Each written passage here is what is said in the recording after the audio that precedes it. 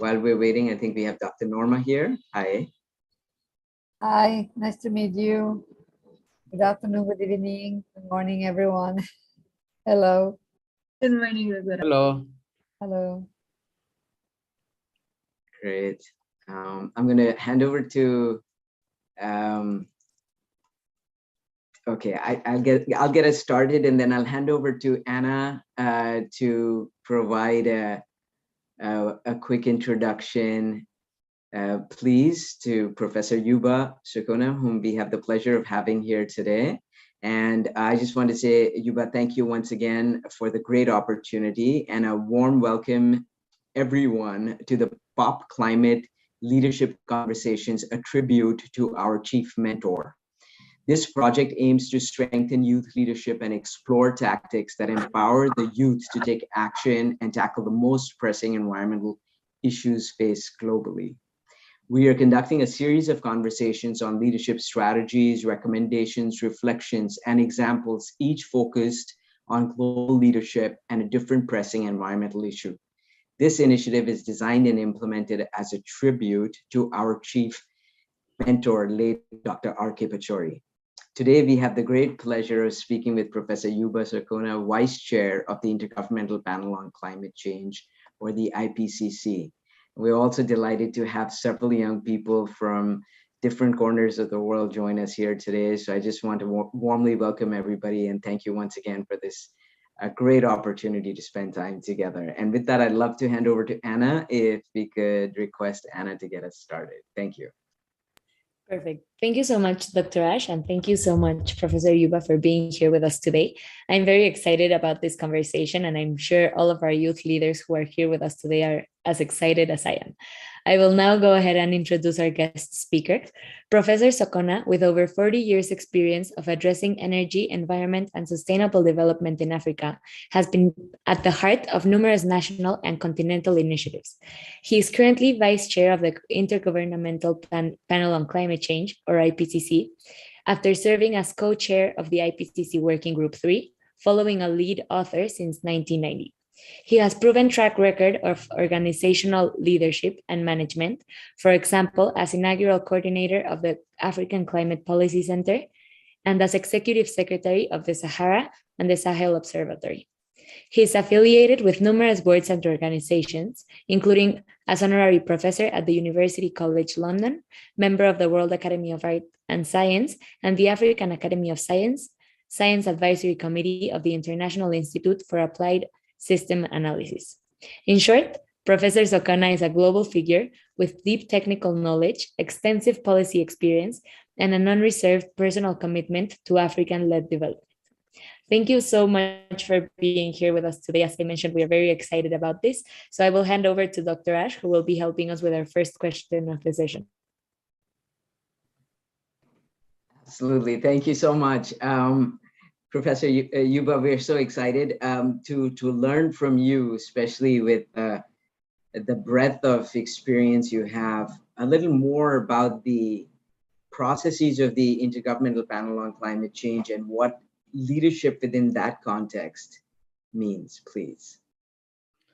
Okay, first of all, I would like to say that I'm honored and privileged and then to have that conversation with you for a double reason.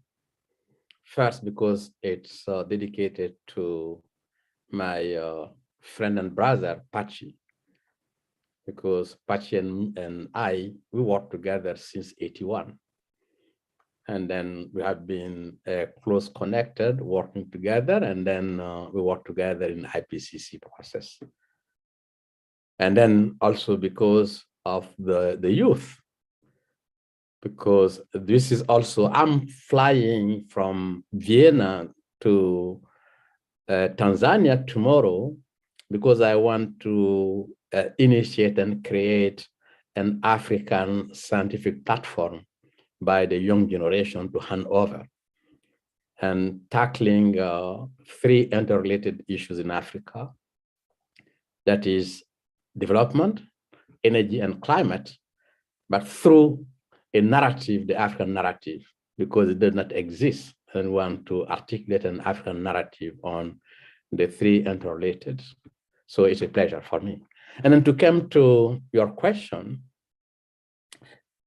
the IPCC is very well known. It is not known because many people think that IPCC is conducting research. It is not conducting research. IPCC is assessing the literature. This is very important.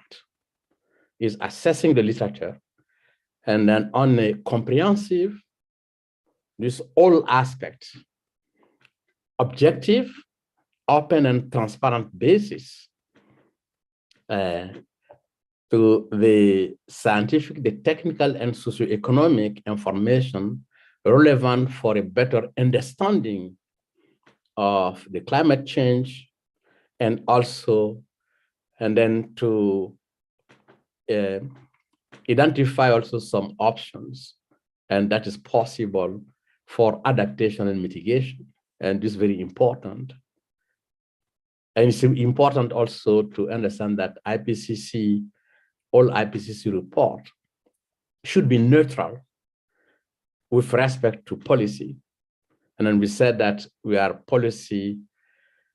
not policy prescriptive. Many people said that IPCC recommendation, IPCC did not recommend anything. IPCC give options. And then the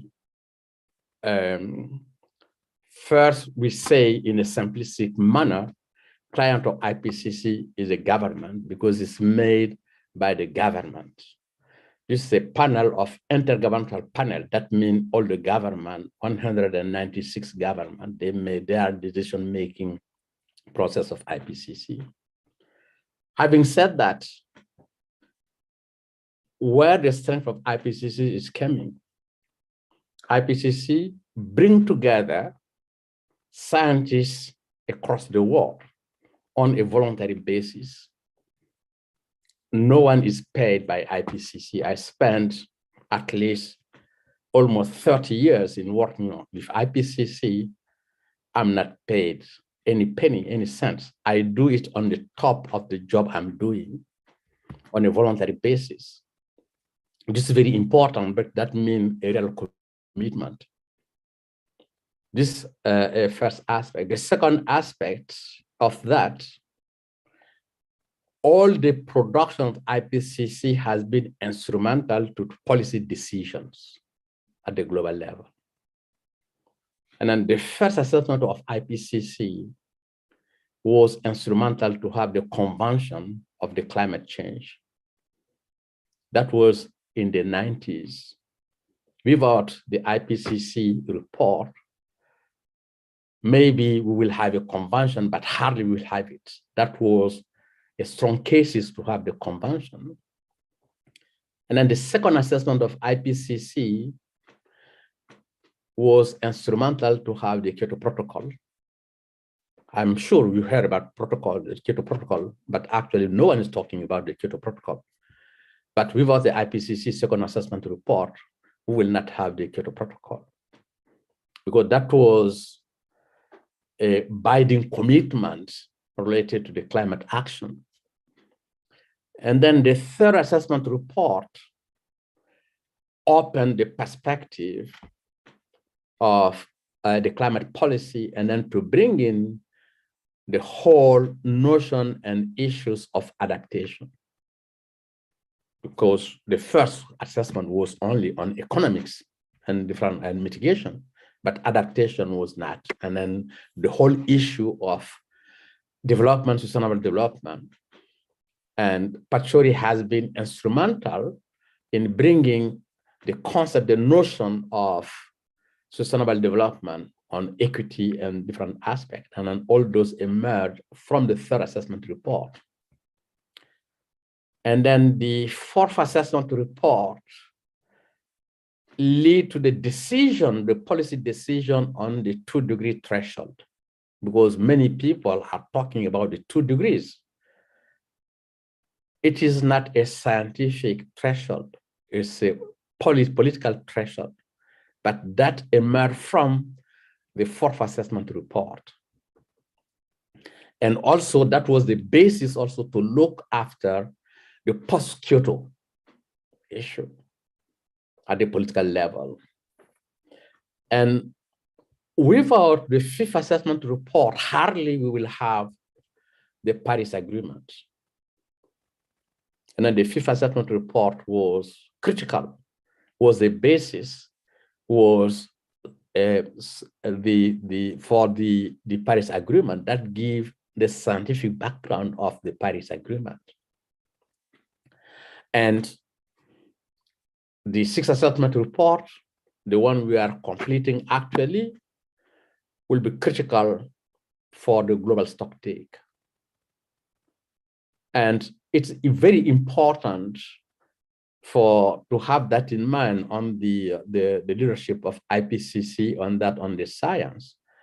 And then why also that is very important in order to, everyone will cite the IPCC report. There is a number of reports that exist. For instance, I can talk about the energy assessment report that has been conducted by International Institute for Applied Science. It's a 10-kilo report. Very, very, very comprehensive report on all aspects of energy. If you really want to have all aspects of energy, you have to read this report. But no one is, talking about the report because it depends on the process. The process is as important as the product. Why the IPCC is cited, why there is a growing interest, that has to do with the process. That is very important. You have to have that in mind. What makes it unique? I indicated that the assessment is carried out by scientists across the world because we have to look at the composition of the scientists that are working in IPCC, gender consideration, regional consideration, age consideration, and discipline consideration is a broader view of that. And because they work on voluntary basis, but much importantly, each of the report of IPCC start with a scoping. And then the scoping, that means a conception of what should be in the report that is done jointly by the scientists and the government. That is a co-conception of the report. That means it's very important at the start of any activity you will be undertaken, your stakeholder has to be part of it. And then this is very important. At the early stage, we said that, okay, those are the issues we'll be addressing.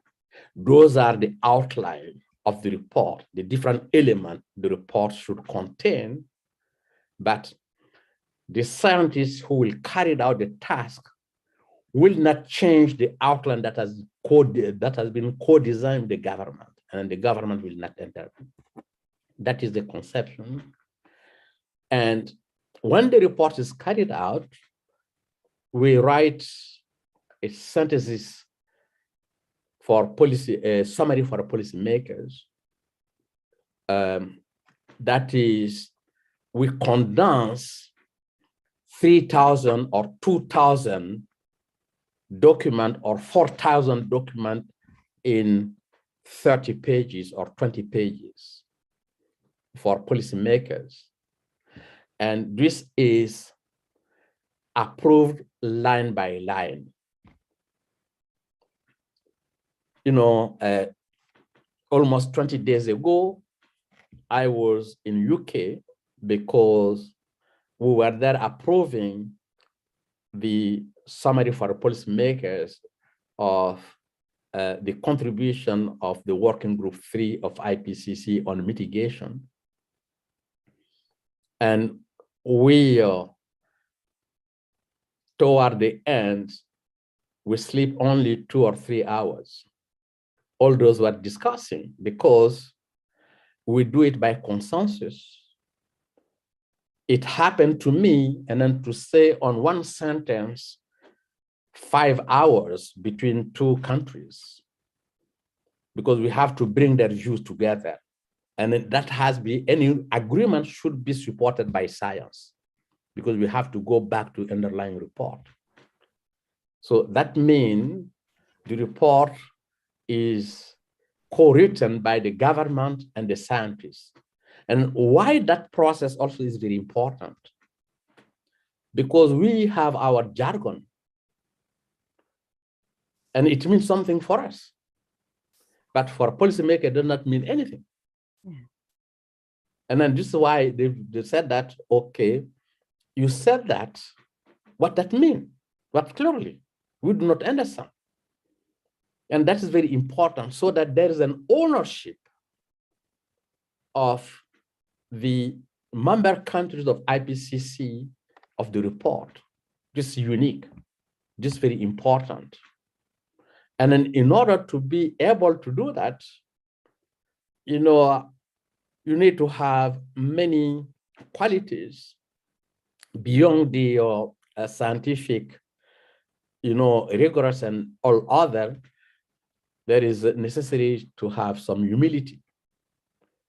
And then there is necessary to not only being have a leadership quality, but more importantly, to have a system leadership quality, because that's beyond the leadership. A system leadership quality is the leadership that can initiate and that can draw also on the leadership of the various elements and then to bring them on board.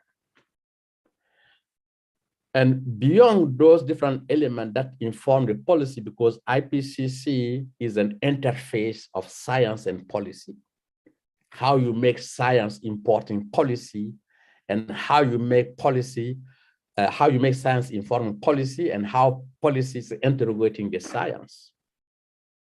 And then through that process, the whole process of IPCC has stimulated a huge amount of scientific literature. When we started back to the 90s, we hardly had, say, 10,000 scientific papers to assess. And actually, some said that we do have in the cycle of IPCC is between 6 and 7 years. Some said 500,000 papers. Actually, some said this more than that.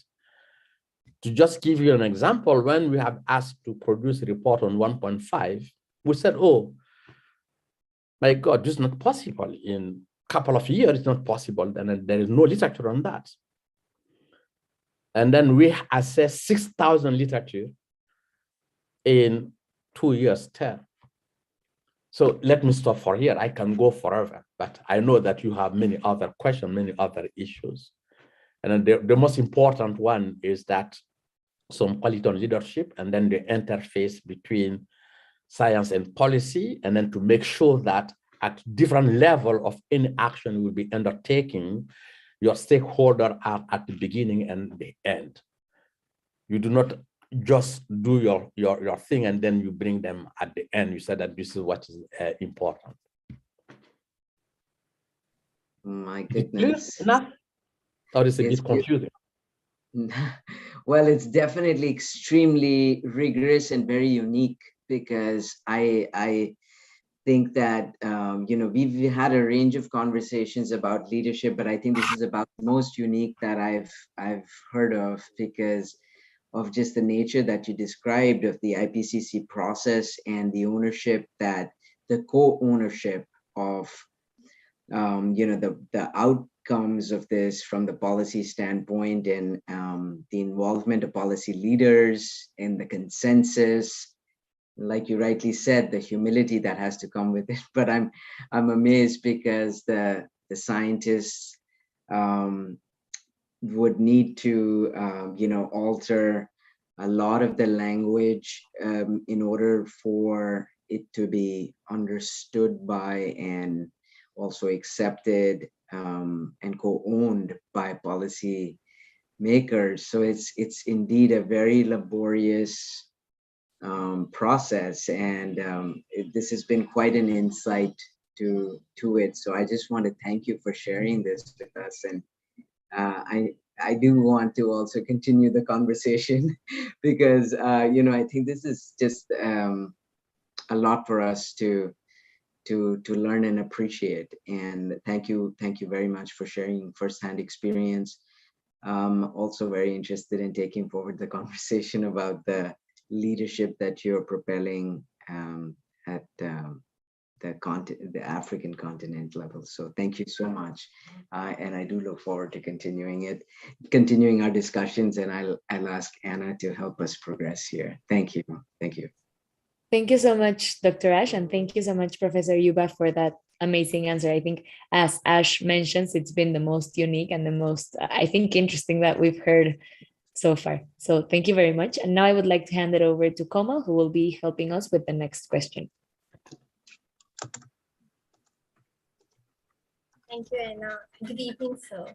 So, sir, as we know that the policymakers, they have a key role in to play in leading the world on towards a sustainable future, and somehow we know that many of them they are not taking this action responsibly. So my question to you is, how can this be resolved and how can we change this? What core values need to shift in order to promote effective climate policies in an urgent manner? This is very important. And there is different possible response or reason for that. Let me just indicate to you that from the report we just released a few days ago, and the report on the mitigation, it clearly indicated that some action are already undertaken in different parts of the world. And then, for instance, we know that emissions are increasing, but the rate is lower than in the previous. And that related to number of action at policy level. And then that has been also particularly in the sector of energy and then in industrial sector. And that's related also to the fact that the cost of renewable, particularly solar and wind, have dramatically decreased. Between 2010 and 2019, 85% of decrease in the cost of solar and 55% decrease in the cost of wind and 85% decrease in the cost of the batteries. And I told you that when I went back to Mali 2 years ago, and then my house is only solar, and then that related, and then the payback of the investment I made is 3.5 years. And then those made, but those actions are not enough. And then we need more important, more profound action in every action, every area, every sector. And then how we make that happen? Because climate is like, let me give you an indication. It's like, I don't know, you are all young, you do not have yet, you're not like me to have blood pressure.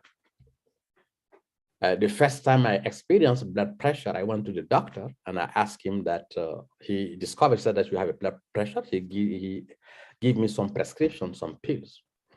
He said that came to see me back in 1 month. 1 month I came by, I said, okay, things are fine. I said, so can I stop taking the pills? He said, are you crazy? Blood pressure is not a headache. A headache, you take a pill, it's passed, it's finished. But blood pressure, forever you have to take. And this is in a comparison of climate. And then you have to take care and to carry it out. and how it might be possible, because it's a collective action, how it might be possible. I don't know if you had the opportunity to read the Climate Convention. If you read the Climate Convention, please, or go to read again the Climate Convention and pay attention to the Article 6 of the Climate Convention. And what the Article 6 of the Climate Convention says: education, information, awareness raising. And that means you have to educate people to understand the climate issues, because it's something, when you realize that there is scientific rigor and evidence, it's very hard and difficult to tackle it. And then information is that people will get aware.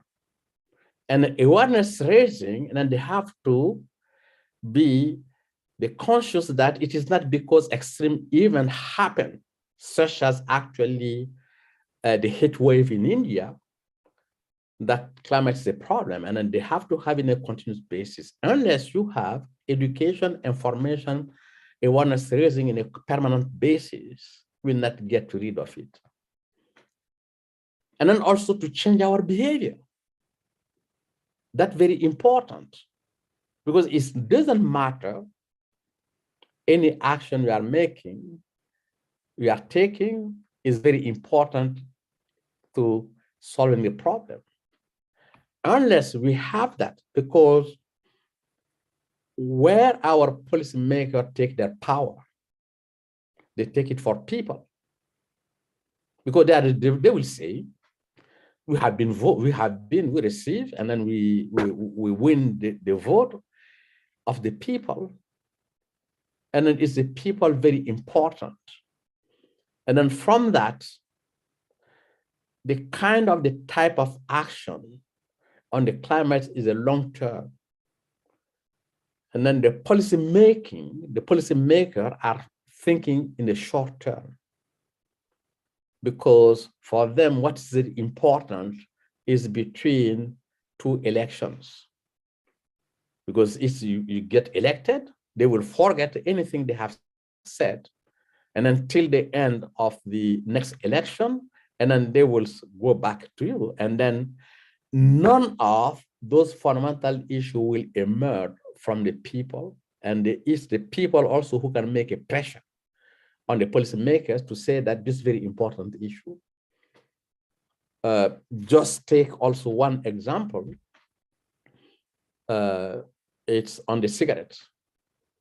30 years ago, you go to any big places, you find people smoking.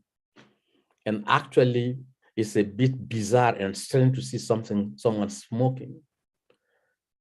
And on how that happened is related also to information, education, awareness raising, and then the regulation. And then those are very important. It is not because there is a cop, we shout there, and then we go home, we wait for another cop. And this has been a permanent basis. And then you have a fundamental, a critical role to play as youth. And then to translate the scientific findings on the local languages, on your hobbies, through music, through storytelling, through any kind of activity you are undertaking, is very important, because this is a collective decision. And then we need to navigate in that context, not focusing on immediate, on short term, but to navigate on the long term and the short term. That's very important, and then to have in mind. And that is very important. Information is critical, is fundamental. And then we need to have connection with a type of media every day, every second, and then to bring the information to the people and to translate that. And then now you have all kinds of media. Anyone in this planet have access to information because of the telephone system. You go to any remote area and then you can translate that. That's very important. It is not easy. It's a bit tough, but it's possible. And then our decision-making system and institutions through which we are operating are looking in the short term. And then the institutions through which we are operating are not problem-solving institutions, because actually we are confronted with problem-solving. It is not the explaining the problems. It's not a reacting to the problem. And then we need to move toward preventing the problem. If we have started acting back to the 90s, where we do not have a rigorous scientific evidence of climate, of its impact, where we have some doubt, even through the doubt we can, sometimes you go to see doctor, she said that, oh, I do not know exactly what kind of disease you have, but he may take some medication, some prescription to you, but you have to look at the prescription. If we have started, we will not be in a situation in which we are today. But if you wait, it is a kind of slow onset process. When it became evidence, it's very hard to tackle it. And then this is the situation. And in a nutshell, yes, there is a possibility.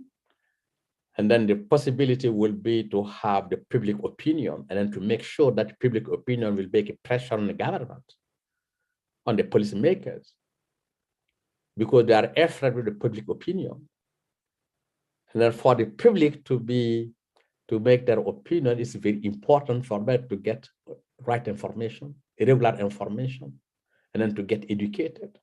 And then we need to translate what we know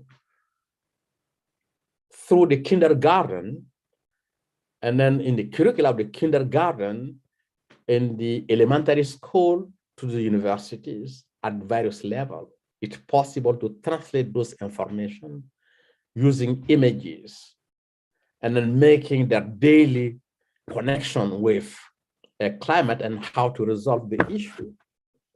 Reorganize the way we live, we act, we interact. And those are very important. And if you go to the latest IPCC report on mitigation, there is a chapter on demand side.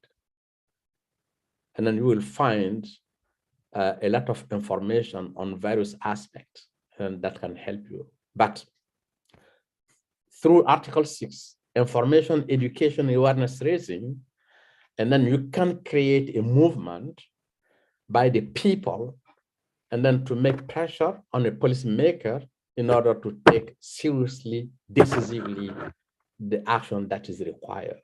It's happening. The door has been opened. It can be wider open by increasing and by the scope, the rate and the magnitude of the action we already initiated. Okay. Thank you so much, Professor Youba. That was a really, really great answer. It's so interesting. And I really like that you focused and you spoke about education and information and how we need to make all of this accessible if we want to have all of these solutions really become part of our future, right? So with this in mind, I would like to hand it over to Steph, who will be asking our next question. Yes, thank you so much for your time today. It's been so inspiring and eye-opening to listen to you.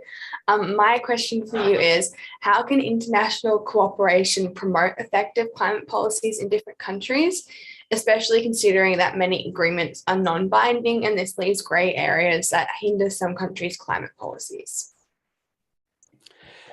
This is related to the conversation we already had on why policymakers are not taking action that is at the level of the problem we are facing.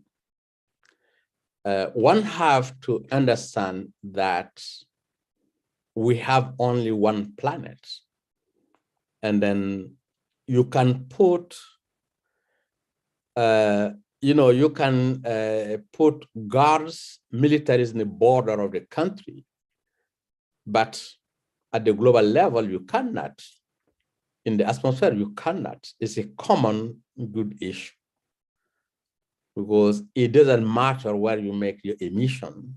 We are all in different places, actually, from New York to Sydney to Canberra to Mexico to, if you emit in any of the places, the atmosphere is unique. So that means we collectively have to act together. That's very important. If I act, you are not acting, so there is a leakage problem.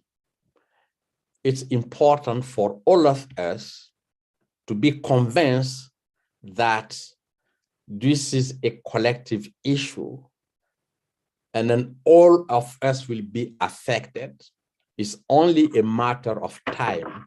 If you think that, the poor community in every part of the world will be the one who will be affected, suffering from it, but in the end, there's no winner, will be all loser. That is a relative time. In that context, that means it's very important for international cooperation. I will not even say that cooperation, I will say that international solidarity. It's like the issue of, because we have to go beyond the cooperation. Cooperation means we cooperate, maybe it's related to some interest or financial interest, but the solidarity is very important because it's a common good issue. We all need to act collectively together. That is very important, because no one, disregarding the power it has, disregarding the resources it has, cannot by himself only resolve this problem. It's collective. And the international cooperation, this is something, and this is why we have the Intergovernmental Panel on Climate Change. And then within the Intergovernmental on Climate Change, the decision is by consensus. And I explained to you the process. And then the consensus means, no one is a loser. We all are together, and that's very important. And then multilateral institutions are very important. And because we all be affected by the problem, the issue. So this is critical, fundamental. And then why you all, from Delhi to, from India to Nigeria to Australia, Mexico, and so on and so forth, why you are together in a completely different time difference, because you are feeling the same problem, the same issue, and then you want to find solution. And that's very important, because this is not an Indian problem. This is not a Nigerian problem. This is not Australian problem. This is not only Mexican problem. It's a collective problem. It's like the experience we had with COVID. Because if you're really not safe, you will not be safe. So this is a common good issue, and that's very important. And then because I will go beyond the whole issue of cooperation, I remember back to 92, three of us had been invited by the three most prestigious universities in the world. Three of us, it was Pachori, Jose Goldenberg from Brazil, and myself. We were invited in Zurich to attend a meeting a conference of the three most prestigious universities in the world. It was MIT, Zurich Polytechnic, and University of Tokyo. And then they create the three universities and an alliance for sustainable development in developing countries. And then they invite three of us, an Indian representing Asia, Brazilian representing Latin America, and Malian representing Africa. And then we went to see an alliance discussion and partnership also, they said. We start the conversation and Patsy started first and then Jose Goldenberg followed and then my turn. I said, I cannot speak my mind. They said that, why you cannot speak your mind? I said that if I speak my mind, I will never be invited again. They said, why? They said, no, you have to speak. I said, okay, you are getting wrong saying that partnership, that will not work at all. You can have partnership between Mitsubishi and Abebe, between Ford and Toyota, but hardly you cannot have partnership between MIT and University of Bamako because they are not at the same level. They said, okay, if we cannot have partnership, what we can have? I said, solidarity. That is much more powerful. That's much more important. So can you explain us what solidarity means? I said, look, solidarity means that me and you are so powerful. You have all kinds of power. I am powerless, I'm poor. But you came to me and we take my problem as our collective problem. And under my leadership, we found solution to my problem. In otherwise, I am directing a small research institute for Africa in Dakar, in Senegal. I do not need a penny from MIT or Zurich Polytechnic or Tokyo University. What I need is 1 hour of all the competencies of the three universities. If you have in the three university, say 10,000 academics, and that means 10,000 days, and then you will dedicate to my problem and you will come to my institution under my leadership, and then we work together. I will not accept that you think that because you are powerful, and then you have a solution for my problem. And then this is, if you accept that, we will be able to work together.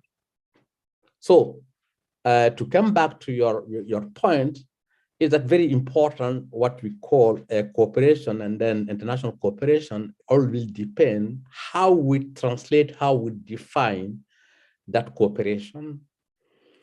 And then the solidarity in that case give me the power, regardless of the money and then the intellectual, the intellectual level I have. But they cannot more understand the problem I have than me. They can define solution, but defining the problem, understanding the problem, I am the one who is best positioned to do that. So it's very important that any term we are using, and then to clearly define what that means, and then how that will be translated concretely. And I hope that I did bring some element on the very important question you just raised. Thank you so much. That was an amazing answer. Thank you so much. Thank you so much, Steph, for that great question. And thank you, Professor Youba, for your answer. I completely agree with what you said. And I think you really opened our eyes to how we can really use cooperation in order to create these solutions and implement them. Now I would like to hand it over to Melissa Chen from Australia, who will be asking our next question. Thank you so much for your previous answer. I know I'm finding this all very informing, but my question for you is, as Vice Chair of the IPCC, have you encountered resistance from the public, corporations, or governments to the science in the reports? And how can we emphasize the importance of listening to scientists and addressing the climate emergency? We had some struggle in the beginning, and then to explain and then to get the message across for a number of reasons I indicated is our jargons. It means something to us, but it does not mean anything to policymakers. You know, if you said that mitigation, or you said that overshoot, or you said that negative emissions, and what that means to the people. And that was one of the biggest problems, how we translate our scientific jargon in a language that makes sense to the people. And that was one of the major issues. And then how we overcome, we are in a process of overcoming, we integrated those who are specialists on communication, because they are the one who can easily translate what we have, our findings in a language that can be assimilated by the policymakers and the general public. And at the same time, we initiated an outreach program. And I already made for the African youth at least 3 session webinars on the IPCC findings. I think that one of the fellows of Nigeria was part of it. It was initiated in Kenya by a group of young leaders on climate issues. And that is one process. Because in the beginning, it's very difficult. And then for the policymakers, but in the end, at the policy level, as I indicated to you, is the policymaker who asked the IPCC to produce a report on 1.5. And then because they feel that the science is very important in order to better understand. And the problem, because as we do have the evidence of the problem, the evidence of the scientific evidence of climate is not at all questionable actually.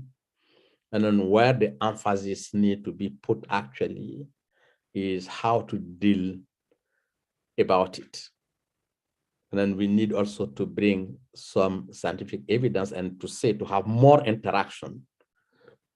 Because you have to understand also that a large part of activities, I do it outside IPCC because the IPCC mandate is a bit limited.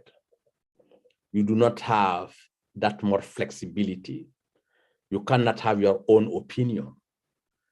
And then this is very important because I can explain the report, but if I have a free discussion, because if you ask me to have this conversation on the finding of IPCC, I will not tell you the story I'm telling you.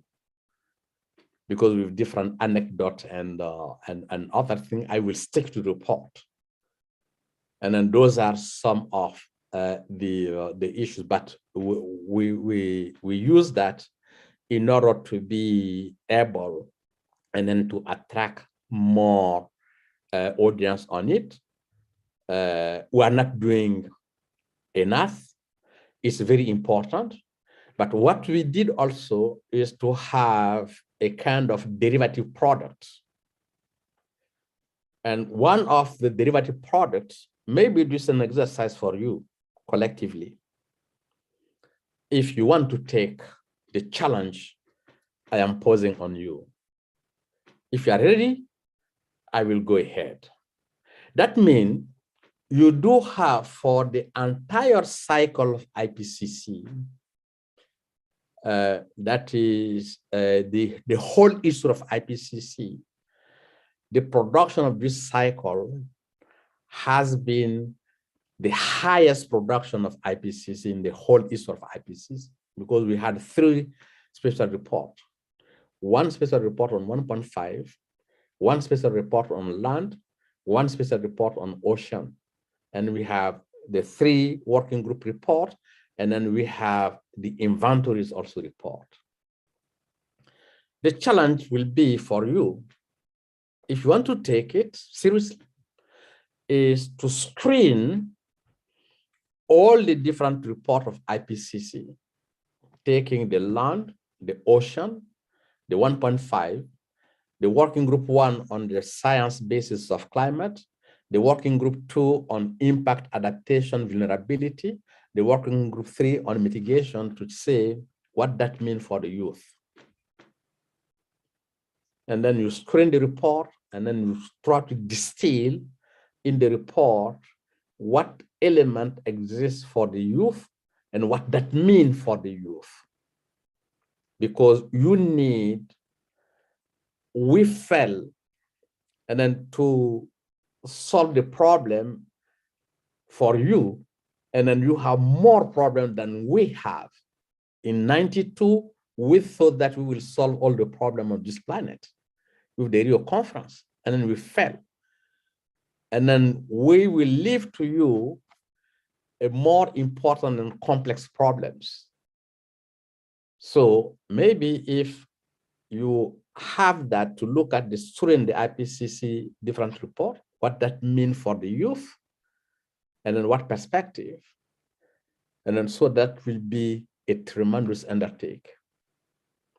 So let me leave that part for here. If you are willing, think about it, because you have a huge amount of youth throughout the world, and then you can do it. Create a clusters of experts on the various aspects, and this is doable. And then you can have a target by next year. You will have from the IPCC 6 assessment report that the youth perspective on the key different elements. Thank you so much for your answer. Okay. Thank you. Thank you so much, Professor Youba and Mel, for the great question. And I think now that we are heading the conversation towards youth action, we can go ahead with Sam's question, which talks a little bit more in depth about this. Okay, thank you so much. Thank you, sir, for those wonderful insights. I really appreciate them. And my question will be, what does the IPCC say about the role of youth, and what are the most effective strategies that youth can take?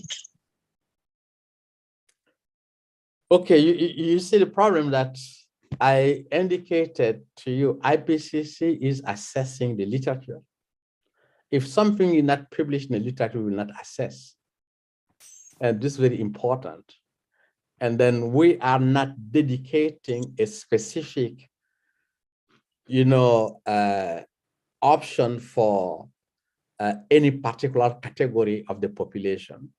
But as I indicated to you, if you go through the various reports, and you will see, for instance, in each of the critical sectors, a lot can be done individually and then globally, and then through the energy sector, and as I indicated to you also on the education and other aspects.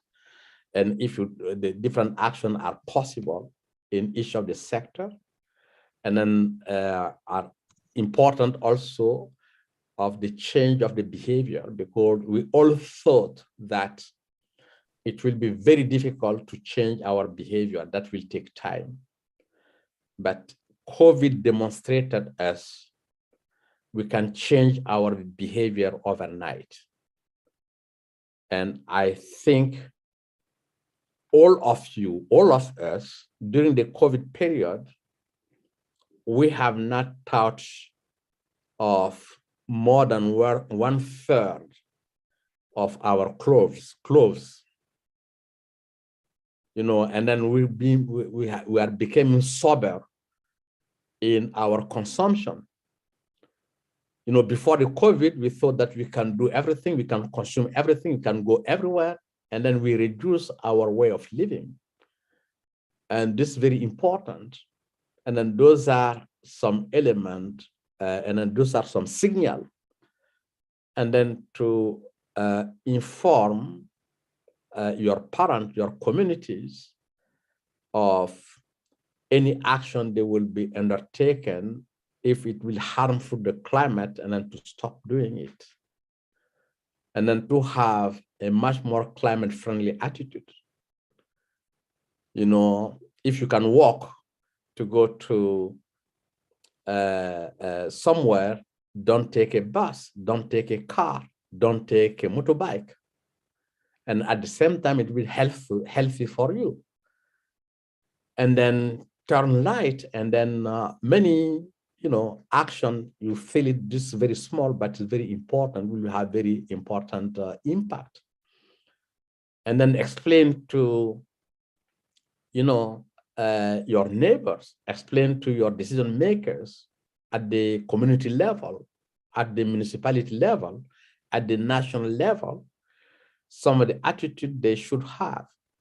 And for instance, they do not have to use the plastic, and explain to them the implication of the plastic they will be using. It look like it's convenient for the thing you are doing, but it's harmful for the entire society for a longer period.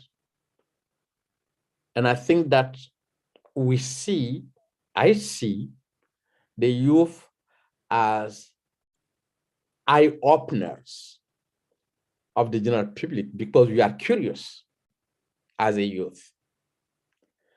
Because and then you have to be also innovative.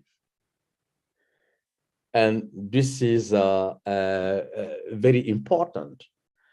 But in order also to have a much more response to the fundamental question you indicated, take the challenge I just offered to you, and then to screening the IPCC report and what that means for. And I did it, I'm doing it for Africa, actually. Yes, we are doing for Africa. Sorry, to say that the IPCC report, we take the 3 reports, what that means for Africa, and what are the implications. And then to look at the 3 clusters in terms of science, in terms of policy, and in terms of practice. Because you can find out, is there any enough scientific publications that has been assessed by IPCC, particularly for the youth? Is there any policy on climate, particularly for the youth, that has been assessed by the IPCC findings and other?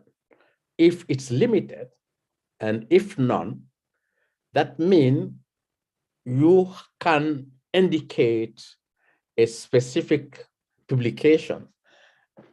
You know, when we start the IPCC back to the 90s, I said that on the literature, it was related to economics and some impact. And then we from developing countries said, oh, we want development to see on climate. They said, okay, fair enough, but bring us some publication on it. They said, we are assessing, we are not working on it. And what we did, we create, you know, a community, Asian, African, and Latin American, and we wrote papers on climate and development, on equity, on adaptation, and then we made a lot of publications. And then in the next cycle, and then those publications filtered and we change the scope of the IPCC assessment. And this is exactly the youth should start doing it. And then to have a much more rigorous in doing it, you have to screen the work and to see this is the gap. And then you will initiate also collectively, or you have some people on some academic, and then to start working on those issues. Okay, back to you. Okay, thank you. Thank you so much. Sorry, I just had this one, probably may just give you a brief contribution or a brief insight. What engagement or what strategies can youths bring forth that can make their voices to be heard by policymakers? Because over time, we know that youth has been speaking, we've been campaigning, we've been doing a whole lot of climate strike and all that, but we are not actually getting the attention we need. So what strategy do you think youths can be able to bring on board for their need, for their voices to be heard by policymakers? Thank you. I normally end all my talks with 3 proposals, and that are critical. It applies to any difficult position and situation, but they are sequential. And the first one is the leadership. This is very important. And as I indicated to you, it's not all kind of leadership. It's a system leadership. And then that leadership will come with a vision. And then we will have a vision, because we want a vision. You cannot just come to youth, but you have to come with the vision. And I'm sure you are creating leadership, and then you have a system leadership, and the system leadership will detect a variety of leadership on different sectors, and you bring them together. And this is what we are doing. And then you need to have a vision. And then without a vision, what you will do.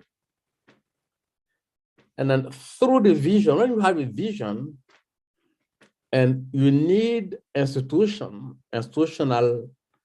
framework in order to translate the vision to the concrete action. Because leadership will come a vision, but it cannot translate to action. And then you need institution to have institutional infrastructure.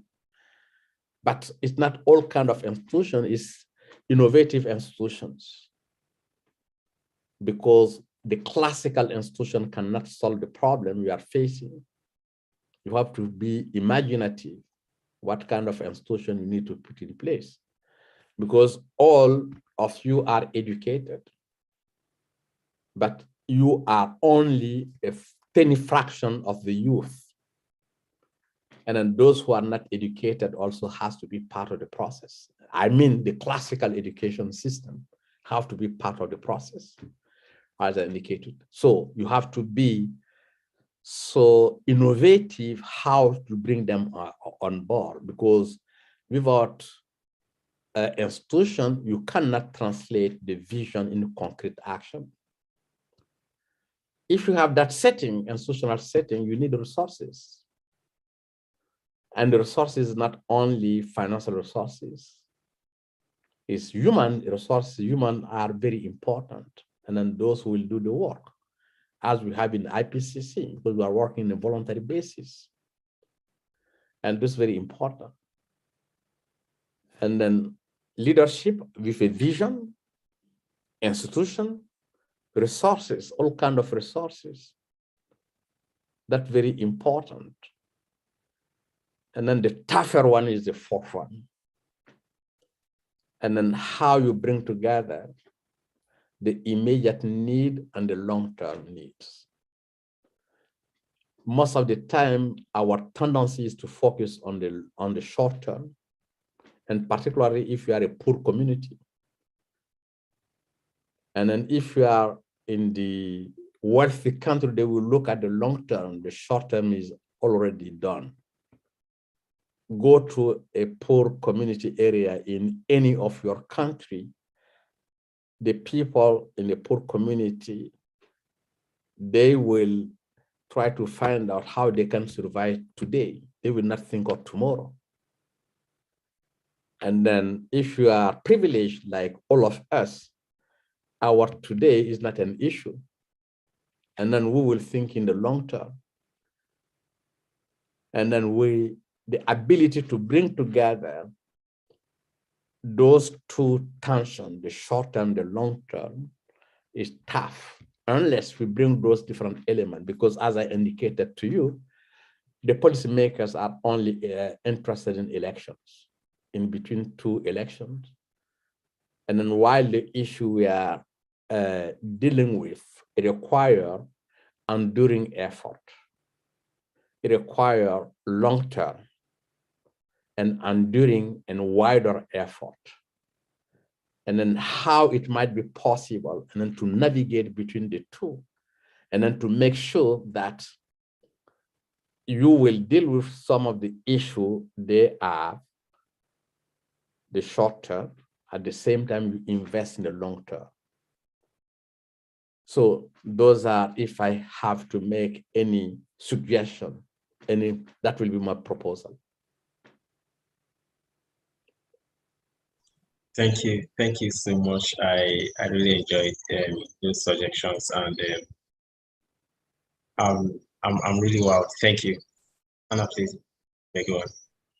Thank you so much, Sam, for that great question and a great follow-up. And thank you, Professor Youba, for going deeply into both questions. I think your suggestions are very, very interesting and really align what the youth can do and what they're motivated to do and what will be really effective.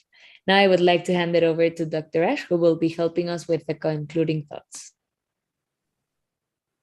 Thank you so much. I think we have a lot of food for thought and such a wealth of information and guidance, most importantly, I think, for all of us. So I just want to convey my gratitude to Professor Youba for sharing. I also very humbly request Youba for your guidance as we go ahead, because you talked about a lot of things that are very much the crux of what Dad had set out as the vision for the pop movement. And the pop movement's tagline reads, "Youth inspired by knowledge." You talked a lot about the importance of awareness and education, behavior change, change of values, and the importance of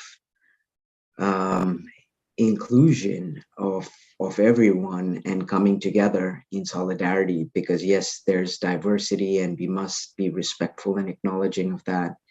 In essence, you talked about why we're here, what brings us together, and coming together as a global family. And that's very much the foundation stone on which we stand and progress. So I just want to say that I hope this is the first of many conversations. We don't want to impose too much on your time. I know you're traveling from place to place and you got so many things to do, but this is something that is very, very close to our own, as I say, raison d'être, and for us to be guided by that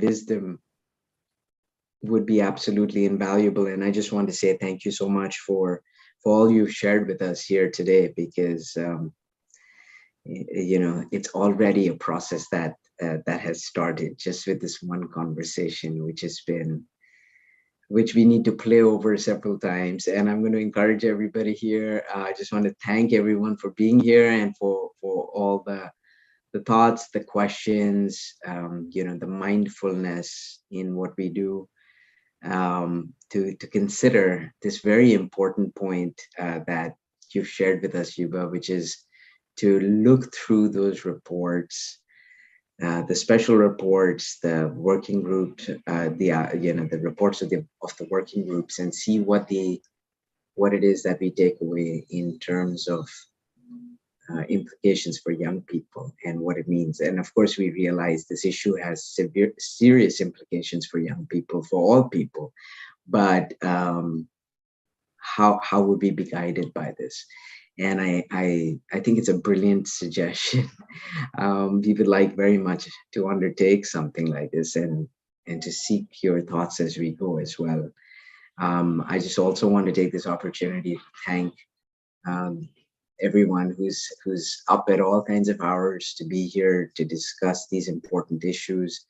I know we have lots to reflect on, but I want to say we're one family, and thank you, Youba, for being a precious part of that family. And to each one of you, I'm very excited to just play back this conversation many times over. And before we close out this particular discussion at the start of the rest of our lives, if I could ask whoever is able to switch on their cameras, please, and let's capture this very special time. Thank you. And thank you, Andres. Thank you all. Here, Lara, Gloria, thank you. And before we end, I'd like to ask Youba if there's anything else you would like to say as we conclude today's conversation. Thank you. It was a real pleasure, and we could go till tomorrow. And I'm really excited, and then you can count on me. But thank you. You have to work very hard. That is very important. It's tough, and then you have to work very hard. And this is what Pachi, I, and some of our colleagues, we did. And then to find our place in this global system. And then how we came together, that related to energy crisis. Because we are facing the climate crisis, and then we face the energy crisis back to the end of the 70s. And then we look at how we approach the energy issue in the context of development. And then we create a network called Cooperative Program on Energy and Development. And then we work very hard, and then you have to work very hard. There's no free lunch. And then we need, you need commitment. If you are committed, we'll be on your side. And I have seen, and I'm still in contact with them, a youth, the kids in Norway, 7 to 10 years old, and they created their intergovernmental panel on climate change. And then they produce a report. And every time we go to Norway, and then we have a conference, and one of them went to the parliament, and then to have some discussion with them. And you have to win and to take your place. No one will give you any seat. The politician will not listen to you unless, and then you convince, and then you have to take your place, and then you have to make your voice heard. And your voice heard will not be based on rhetorics. It will be based on fact, on evidence you provide, and that's very important. And on your community, you have many, competencies, different skills, and then you can put together. Unless you are together, nothing will be solved. And that's very important. And then if you want to bring the science first, and then you have to screen and to see what are the gaps, and then you have to find a way of filling the gap.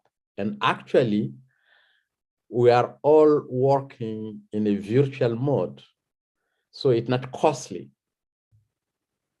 So the time you spend on that, just indicate in a day, I will give for POP 1 hour of my day or 5 minutes of my day. And if you have 10,000 or 20,000 people, and then just add those 5 minutes, 10 minutes, and that will become something exceptional. And that is very important. And the thing is, you know, a commitment is very important. Beyond the commitment is that belief on what you are doing is very important. I systematically refuse to do consultancy work. I could easily do it. Why? Because if you're a consultant, you will do the work the one who's paying wants you to do. But if you're not a consultant, you will do the thing you think is very important. We conceived for the Paris conference an African Renewable Energy Initiative. In the beginning, I received a call from the ED of UNEP. He said, Youba, we want to do something in Africa on energy. Can you help us? I want to give to you some consultancy work to help us to do something for Paris. I said, do you have a note? He said, yes, I have a concept note. I said, can you send it to me? He sent the concept note to me. I look at it and I get back to him. I said, I'm interested, but I will do it for free. He said, why you want to do it for free? I said, because it's interesting for me. I want to do it the way I think is important for Africa. Because if I take your money, I will do what you want me to do, and it will guide me. I don't want to be guided. And I think that's very important. You have to set your agenda. Don't work on the agenda that has been set by somebody else. Set your agenda. This is very important. And then you negotiate your agenda. And then you implement your agenda. Don't take a project that came by somebody because they want to use the youth to see the name of the youth, because that's very important for their own institution to give the justification that they're working for the youth. And then that's very important. And then do things you believe in, and then stick to that. That's very important. It's easy to talk, it's easy to have conferences, but it's tough to do the real job. And then start working very hard. And that is critical, is fundamental. And thank you for giving the opportunity to have that conversation with you. And you can count on me on any time, but provided, as I indicated to the youth that visited me 10 years ago, and they never came back when I said that I'm not interested to find funding any conference or any meeting, but I want to fund the concrete action. And it's possible also, each of you, I'm not saying your country, I'm not saying your city, you can do something in your own community. And then you can initiate something in your community, starting with your family. And then you need to report on that. Take a commitment at your family level or your community level, how we will participate in dealing with the climate issue. Don't say this is small. Any action that will increase the emission is very important. Any action that will avoid or reduce the emission, important. Even if you say, I want to make sure that all the lights are off in the house from certain hour, that's very important, and report that. This is a commitment.